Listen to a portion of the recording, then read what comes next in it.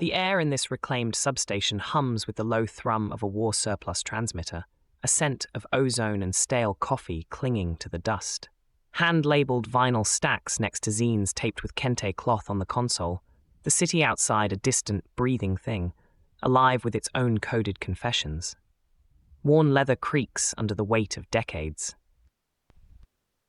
Black Star Pirate Radio. Liberdade checks in at 54 degrees and smoky haze. Airflow is north-northeast at about 3 miles per hour.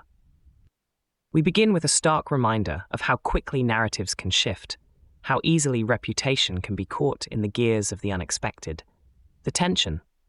An investigation into a former MP's murder, an arrest, a release, and the lingering questions left hanging in the public square. Concrete facts confirm police released a man arrested on suspicion of former MP Anne Widdecombe's murder, without charge. This exposes the Devon and Cornwall police to scrutiny regarding their initial evidence threshold and communication strategy, immediately impacting public trust and leaving the Widdecombe family without clear resolution.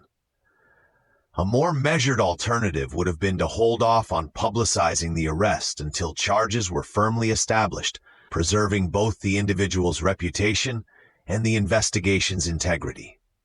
The chosen next move for the police is to provide a transparent update on the ongoing investigation, detailing the specific reasons for the release, and to redouble efforts to identify the perpetrator with verifiable evidence. This situation echoes ancient riddles, where a hasty accusation leaves a ghost of suspicion haunting the innocent, while the true culprit remains cloaked. It reminds us that justice, when miscalibrated, can erode the very fabric of community trust, leaving a permanent shadow on the publicly exposed, regardless of innocence. Patching in a caller, the contrarian. You're on the signal. Togee, this talk of police missteps is concerning. But doesn't the public deserve to know about significant arrests, even if they're later released? What's the real cost of this kind of investigative fumble on public confidence? And who ultimately pays for that eroded trust? The transmitter pops once, adjusts, holds, ozone drift. The signal is still here. Your skepticism sharpens the signal, friend. It's precisely about calibrating information flow with discernment. From the UK justice system to Silicon Valley's innovation labs, the need for architectural integrity built on consent and provenance is clear. Let's pivot to the digital domain. Cool down is when habits set. Swap the tiresome combo for a clean two-step people want to repeat. Our next tension point, the architects of our digital worlds grappling with the very privacy they often claim to champion. Meta launched an AI feature, only to pull it almost immediately over fundamental user privacy concerns. Specifically, Meta ditched its Muse Image AI feature, citing that it misses the mark on users' privacy. This exposes Meta's internal AI development process to significant criticism, highlighting a potential lack of privacy by design from inception, affecting its estimated 3.98 billion monthly active users globally.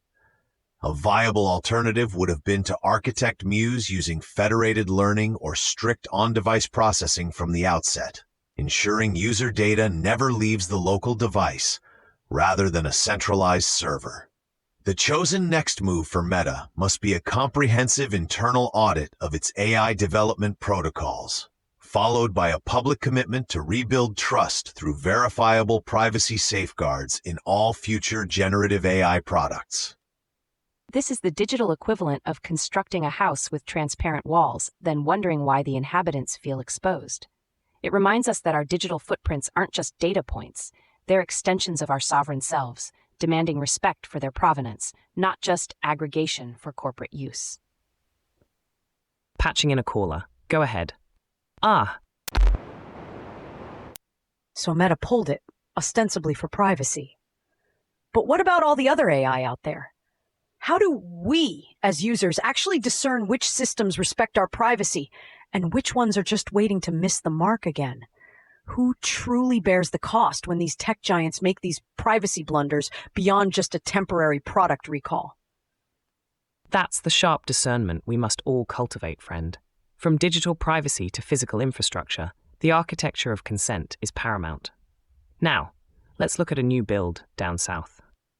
Our final signal today points to the geographic and civic architectures of New Zealand, where the nation's first major data center is sparking local uproar over transparency and a lot of red flags. That's the constant calibration of our internal compass caller. Progress must honor provenance and dignity. We must integrate logic and emotion to build resilient civic architectures. We'll continue to expose these layers, separating toxic residue from architectural signal after the break. Stay tuned to Black Star Pirate Radio. Black Star Pirate Radio. Continue the signal at TogeeVision.com. Tune in, Sparks and Stories, Gig Passport.